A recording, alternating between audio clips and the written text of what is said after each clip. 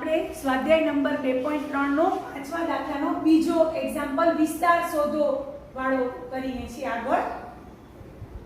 fx આપ્યું છે x² + 2 fx બરાબર અને x એ વાસ્તવિક સંખ્યા છે.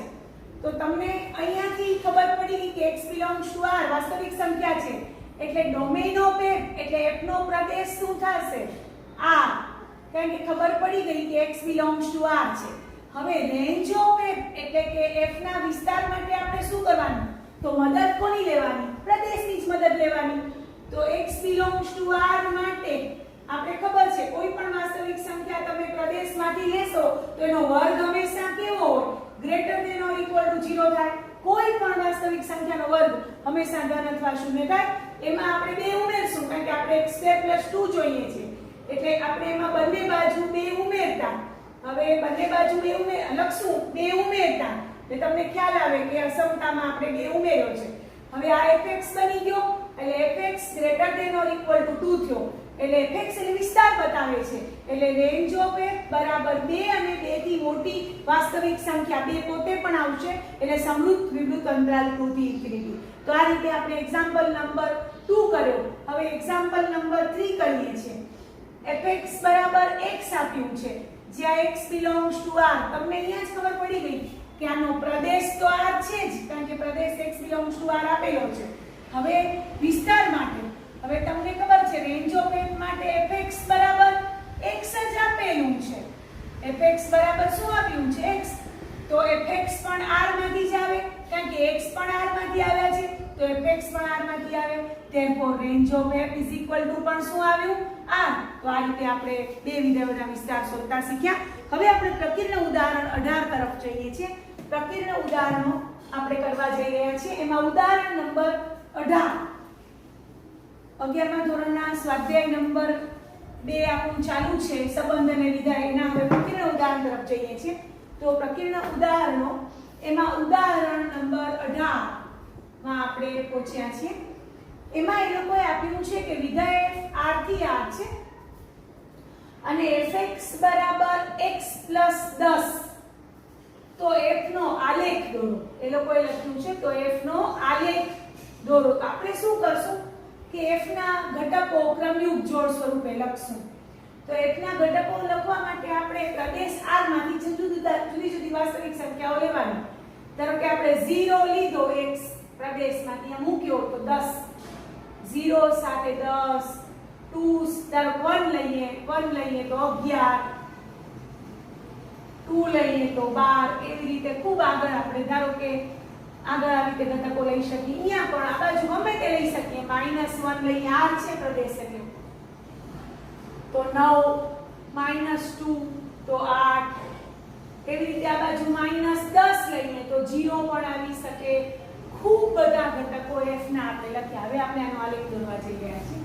તો આનો આલેખ દોરવા માટે આપણે x અક્ષ અને y અક્ષ બંને દોરશું. x અક્ષ અને y અક્ષ બંને યામાક્ષો.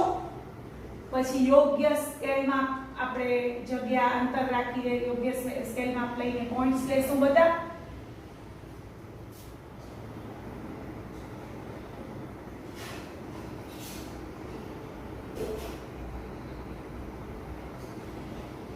આ રીતે y અક્ષ ઉપર પણ આપણે યોગ્ય સ્કેલ માપ લઈને પોઈન્ટ્સ બધા લેશું.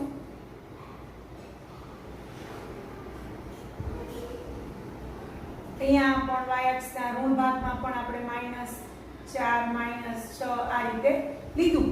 હવે આપણે જે બિંદુઓ બતાવ્યા છે f ના ઘટકો સ્વરૂપે ક્રમયુક્ત જોડ સ્વરૂપે 0 સાથે 10 અહીંયા આવશે. 0 સાથે 10 આ 0 સાથે 10 છે બધાને ખબર છે. x આમ 0 y આમ 10 એટલે y અક્ષ પરનું બિંદુ છે. અને -10 સાથે 0 આપણે તો ઈ બેમાં જ રસ છે. આ -10 સાથે 0 એ x અક્ષ પરનું બિંદુ છે. બાકી બધા આવશે. -1 સાથે 9 કારણ કે -1 છે તેના સાથે 9 છે. પછી આવ્યો -1 માની લો -1 સાથે 9 છે. પછી -2 સાથે 8 છે તો અહીંયા આવ્યો -2 સાથે 8. તો આ બધા બિંદુઓ આવા મળશે. અહીંયા પણ તમને મળશે. અહીંયા પણ તમને 2 સામે મળશે 11 એટલે આગળ મળશે. 2 સામે અહીંયા 11, 4 2 સામે 1 સામે 11, 2 સામે 12. તો આ બધા બિંદુઓ જે છે ને આપણે જોડી નાખીએ.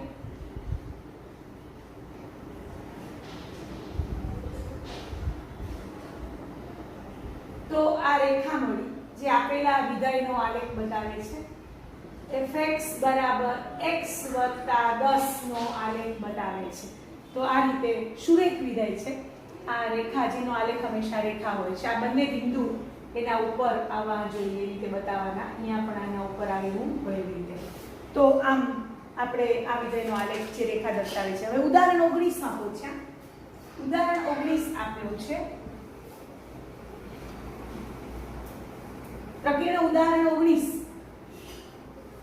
11મા ધોરણના ચેપ્ટર નંબર 2 પ્રકીર્ણ ઉદાહરણ 19 આપણે કરીએ છીએ. જો r એ q થી q પરનો સંબંધ હોય તથા r કઈ રીતે વ્યાખ્યાયિત કર્યો છે? ક્રમયુગ જોડ AB કે જ્યાં a - b belongs to z. a અને b બંને શેમાંથી આવશે? q માંથી. તો સાબિત કરો કે આ ત્રણ વસ્તુ આપણે સાબિત કરવાની છે.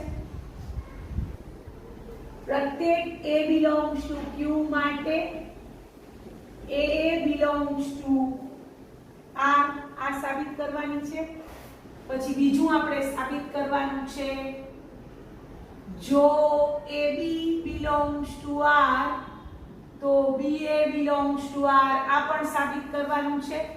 અને ત્રીજું સાબિત કરવાનું છે AB belongs to r તથા BC belongs to r તો AC belongs to r આવું આપણે સાબિત કરવાનું છે. તો આપણે કરીએ છીએ પ્રત્યેક. હવે લખશું અહીં પ્રત્યેક a belongs to q માટે તમે બધી જ સમય સંખ્યા લો એ બેની પોતપોતાની બાદબાકી હંમેશા કેવી થાય? અહીં a - a બરાબર 0 belongs to z મળશે જ. આપણે ખબર છે કે a એ ક્રમયુગ જોડ therefore આપણી પાસે આવી ગયા. કારણ કે આ સંબંધ r માં કેવી ક્રમયુગ જોડ આવેલી છે? જેમની બાદબાકી z માં હોય. તો આ a ની બાદબાકી 0 z માં છે એટલે a શેમાં આવેલી છે? r માં આવી છે એમ સાબિત થાય છે. આમાં એવી ક્રમયુગ જોડ આવેલી છે જેમની બાદબાકી z માં હોય. તો અહીંયા a - a બરાબર 0 belongs to z થાય છે એટલે a belongs to r સાબિત થાય છે. હવે બીજું આપણે ab belongs to r લેતા આ આપણે લેશું. હવે આમાં ક્રમયુગ જોડ AB belongs to r કેવી હોય? તો જેમની બાદબાકી કેવી હોય? z માં હોય. હવે જો a - b z માં હોય તો b - a પણ z માં હોય. કારણ કે a - b માની લો 3 છે તો b - a -3 થશે. તો belongs to z થાય જ. therefore તમે કહી શકો BA belongs to r. તમે AB belongs to r લીધા હતા. આવ્યા શેમાં? BA belongs to r સાબિત થાય છે. હવે ત્રીજું AB belongs to r તથા BC belongs to r આપેલા છે. તો a - b belongs to z તથા b - c belongs to z થાય કારણ કે આ બે આપેલા છે. હવે મારે a - c જોવાના છે. તો તમને ખબર છે a - c બને કેમ? a - b plus b - c દ્વારા જે પણ belongs to z મળશે જ. કારણ શું કામ? કારણ કે આ પણ z માં છે આ પણ z માં છે બંનેનો સરવાળો પણ z માં હોય. therefore આપણે કહી શકીએ c belongs to r સાબિત થાય છે. તો આ એક્ઝામ્પલ નંબર આપણે કર્યો ઉદાહરણ 19 પ્રકીર્ણ ઉદાહરણ 19. હવે પ્રકીર્ણ ઉદાહરણ 20 તરફ આપણે જઈએ છીએ. પ્રકીર્ણ ઉદાહરણ 20 તરફ.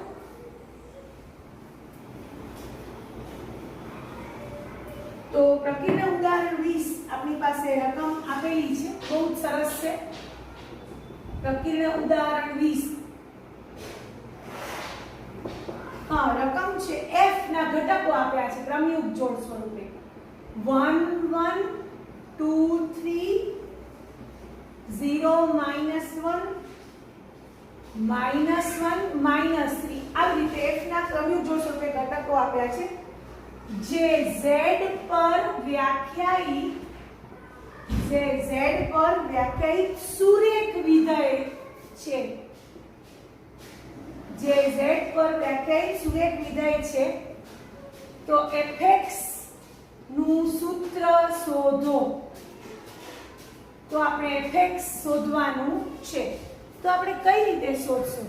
તમને બધાને ખબર છે કે f ના ઘટકો આપ્યા છે, તો આને 1 તો આને f1 કહેવાય, આને x તો આને fx કહેવાય. તમને બધાને ખબર છે આ 1 તો f1, આ 2 તો f2, આ 0 તો f0, આ -1 તો f of -1, આ x તો fx, આ x તો એનું પ્રતિબિંબ fx. બધાને ખબર છે. તો x બરાબર 1 1 belongs to f પરથી 1 1 પેલી ક્રમયુગ જોડ આપણે લઈએ તો 1 1 belongs to f પરથી x બરાબર 1 લેતા તો f of 1 એટલે કે fx, આપણે fx નું મૂલ્ય શોધવું છે, તો f of 1 બરાબર 1 થશે. f of 1 બરાબર 1 થશે. હવે તમારે x બરાબર 1 લેતા f of 1 બરાબર તમારી પાસે શું આવ્યું? 1 આવ્યું. હવે સુરેખ વિધેય આપણે આપ્યું છે ને એટલે એના ઉપર જરાક ધારવું પડશે. ધારો કે પેલું ઈ ધારવું પડશે, f સુરેખ વિધેય હોવાથી fx બરાબર mx c ધાર લેતા. આ ખાસ યાદ રાખવાનું. સૌથી પહેલું આપણે સુરેખ વિધેય આપણે યાદ કરવું પડશે. ધારો કે f સુરેખ વિધેય હોવાથી fx બરાબર mx c લેતા. અહીં f સુરેખ વિધેય હોવાથી fx બરાબર mx c લેતા. હવે અહીંયા મૂકશું. હવે 1 1 belongs to f પરથી x બરાબર 1 માટે f of 1 બરાબર 1, તો અહીંયા તમે મૂકશો તો f of 1 બરાબર m into 1 plus c. f of 1 એટલે 1 છે, m plus c, આને નંબર 1 આપશું. હવે બીજો ઘટક લઈએ 2 3. હવે 2 3 belongs to f પરથી તો તમને ખબર છે x બરાબર 2 તો f of 2 બરાબર 3, આ 2 તો આ f2. હવે અહીંયા મૂકીએ તો f of 2 બરાબર 2m plus c. f of 2 એટલે 3 બરાબર 2m plus c.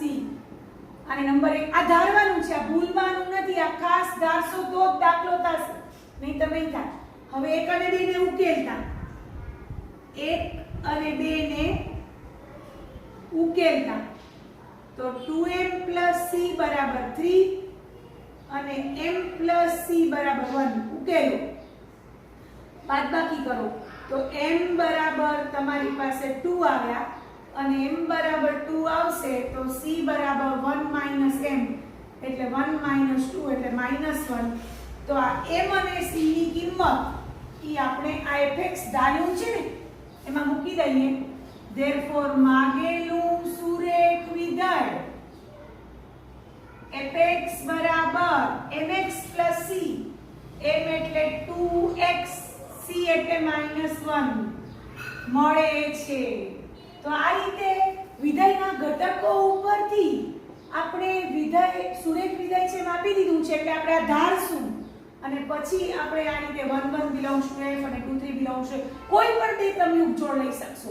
મેં પહેલી બીજી ક્રમયુગ જોડ લીધી, તમે બીજી ત્રીજી ગમે તે બે જોડ લઈ બે સમીકરણ મેળવજો અને એમાંથી m અને c ની કિંમત મેળવશો તો જવાબ આ જ આવશે. જે સુરેખ વિધેય છે fx બરાબર 2x - 1 એ લોકોએ સુરેખ વિધેય આપ્યું છે એટલે આપણે આ ધારી શક્યા, નહીંતર આપણે ધારી ન શકત. પણ એ લોકોએ સુરેખ વિધેય કહ્યું છે, સુરેખ વિધેયનું સ્વરૂપ fx બરાબર mx c સ્વરૂપે આપણે ધાર્યું. તો એક્ઝામ્પલ નંબર આપણે 20 કર્યો. હવે આપણે એક્ઝામ્પલ નંબર 21 એટલે કે આપણા પ્રકીર્ણ ઉદાહરણ 21 તરફ જઈએ છીએ. પ્રકીર્ણ ઉદાહરણ 21, સ્વાધ્યાય 2 નો પ્રકીર્ણ ઉદાહરણ 21 તરફ જઈએ છીએ. તો એની રકમ છે ઉદાહરણ 21, રકમ છે fx બરાબર, બહુ સરસ એક્ઝામ્પલ છે, MCQ માં પણ VSQ માં પણ પૂછી શકાય છે. x² + 3x + 5 અંશ છે, છેદમાં છે x² - 5x + 4 હોય તો f નો પ્રદેશ શોધો. તો તમને ખબર છે કે અહીં બે વિધેયોના ભાગાકારથી આ બનેલું છે. તો તો છેદ કેવું થવું જોઈએ? Non zero. આપણે બે વિધેયોના ભાગાકારની બીજી ક્રિયા શીખ્યા હતા ને, એમાં gx નોન ઝીરો થવું જોઈએ. તો લખશું કે અહીં fx વ્યાખ્યાયિત થવા માટે x² - 5x + 4 is not equal to 0 થવું જોઈએ. યાદ હોય તો બીજી ક્રિયાઓ, ભાગાકારની બીજી ક્રિયાઓમાં આપણે gx is not equal to 0 લેતા હતા. તો આ નીચેની પદાવલી આપણે છેદની પદાવલી નોન ઝીરો લેશું અને અવયવો પાડશું. તો 4 × 4 4 ને 1 5, 1 + 4 4, 1 + 1 બંનેનો ગુણાકાર નોન ઝીરો. એટલે 1 + 4 is not equal to 0 or 1 + 1 is not equal to 0. Therefore x is not equal to 4 or 1. હવે પ્રદેશમાંથી પ્રદેશ R છે તો આપણે પ્રદેશ બનાવવાનો છે, આ વિધેયનો પ્રદેશ, પણ છેદ અવ્યાખ્યાયિત ન થવો, છેદમાં 0 થવો જોઈએ નહીં. વિધેય વ્યાખ્યાયિત થવા માટે છેદ શૂન્યતર થવો જોઈએ. તો પ્રદેશ R હતો, એમાંથી આ બંને કાઢી નાખશું તો જ આપેલું વિધેય વ્યાખ્યાયિત થશે. Therefore આપેલા વિધેયનો પ્રદેશ આમ શોધાશે. fx વ્યાખ્યાયિત થવા માટે છેદ નોન ઝીરો થવો જોઈએ. છેદના અવયવો પાડ્યા, એમાંથી x is not equal to 4 and 1 મળ્યા. તો પ્રદેશ R માંથી આપણે એ બે કાઢી નાખશું છગડિયા કૌંસમાં. એ બે જ ઘટકો કાઢી નાખશું તો એ આપેલા વિધેયનો ડોમેઇન ઓફ f એટલે કે પ્રદેશ મળ્યો. હવે છેલ્લું ઉદાહરણ છે આપણું પ્રકૃતિનું ઉદાહરણ 22. તો આપણે કરવા જઈ રહ્યા છીએ ઉદાહરણ નંબર 22. ઉદાહરણ 22 ની રકમ છે આપણી પાસે. ઉદાહરણ 22 અગત્યનું ઉદાહરણ છે. fx બરાબર આ રીતે ત્રણ ભાગમાં વ્યાખ્યાયિત કર્યું છે. fx બરાબર 1 - x જ્યાં x < 0, fx બરાબર 1 જ્યાં x = 0, fx બરાબર x + 1 જ્યાં x < 0 થી વ્યાખ્યાયિત વિધેયનો આલેખ દોરો. આનો આપણે વિધેયનો વ્યાખ્યાયિત વિધેયનો આલેખ દોરવાનો છે. તો આલેખ દોરવા માટે મેં કહ્યું f ના ઘટકો આપણે જોશે. હવે f ના ઘટકો માટે આ વ્યાખ્યા આપી છે તો જોઈ લો ધ્યાનથી કે તમે બધા ઋણ લેશો, જ્યારે x ઋણ વાસ્તવિક સંખ્યા લેશો x બરાબર -1 માટે, તો તમને ખબર છે fx શું બનશે? તો અહીંયા મૂકશો f of -1, તો માઈનસ માઈનસ પ્લસ 1 એટલે 2 બનશે. 1 + 1 એટલે 2. પછી x બરાબર તમે -2 લેશો તો f of -2, તો 1 + 2 એટલે 3 બનશે. x બરાબર તમે -3 લેશો તો f of -3 બરાબર 1 + 3 એટલે 4 બનશે. પછી x બરાબર 0 લેશો તો સીધું fx બરાબર 1 છે, સીધું x બરાબર 0 તો fx બરાબર f of 0 બરાબર 1 છે. એટલે બીજો. હવે ત્રીજો ભાગ આપણે ખબર છે આ x બરાબર 0 હતો, આ બધા x < 0 હતા. હવે x < 0 લઈએ. ધારો કે x બરાબર 1 લ્યો તો x બરાબર 1 લેશો તો અહીંયા મૂકવાનું, આ x < 0 માટે અહીંયા મૂકવાનું, તો 1 + 1 એટલે 2 આવશે. પછી x બરાબર 2 લેશો તો f of x બરાબર અહીંયા f of 2 અહીંયા મૂકો તો 2 + 1 એટલે 3 આવશે. અહીંયા 1 + 1 x બરાબર 1 લેશો તો 1 + 1 એટલે 2 આવશે. અહીંયા 2 + 1 એટલે 3 આવશે. x બરાબર 3 લેશો તો f of x બરાબર f of 3 બરાબર 3 + 1 એટલે 4 આવશે. હવે આપણે આનો આલેખ દોરવા જઈ રહ્યા છીએ. તો આપણે આલેખ દોરવા જાશું ને તો આપણે યોગ્ય સ્કેલમાં x અક્ષ અને y અક્ષ પર લઈ અને આપણે આલેખ દોરશું તો જોજો કે કેવો આલેખ એનો આવે છે. તો પહેલું બિંદુ x બરાબર 0 ત્યારે fx બરાબર 1 એટલે 0 1 બિંદુ થશે. fx એટલે y, આપણે ખબર છે fx એટલે y. તો 0 1 બિંદુ અહીંયા આવશે. આ 0 1 બિંદુ પહેલું આ આવ્યું. પછી -1 માટે 2, તો હવે આપણે એના પર આલેખ પર થોડાક બિંદુઓ બતાવી દઈએ છીએ. આ -1 છે, આ -2, આ -3, આ છે 1, આ 2, આ 3, આ 4, એવી રીતે અહીંયા પણ બતાવીએ. આ 2, આ 3, આ 4, એવી રીતે નીચે બતાવીએ. આ -1, આ -2, આ -3. હા, હવે આપણે બિંદુઓ જોઈએ. તો -1 સાથે fx એટલે y એટલે 2, -1 સાથે 2 એટલે આ -1 અને સાથે 2 આવ્યું. આ -1 સાથે 2. પછી -2 સાથે 3 તો -2 આવ્યું સાથે 3. તમને બધાને આવડે જ છે લેતા. -2 સાથે 3. આ -2 સાથે 3. પછી આવશે -3 સાથે 4. આ -3 સાથે માની લો કે અહીંયા 4, આ 4 છે, આ -3. એવી રીતે 1 સાથે 2, 1 સાથે 2 તો આ 1 સાથે અહીંયા 2. પછી 2 સાથે 3 તો અહીંયા આવ્યું 2 સાથે 3. પછી 3 સાથે 4 તો 3 સાથે 4. બરોબર. હવે આમ જોડી નાખો તો આ જોઈ લો કે આ બે કિરણોનો યોગગણ બનશે અને આ રીતે આલેખ આવે છે.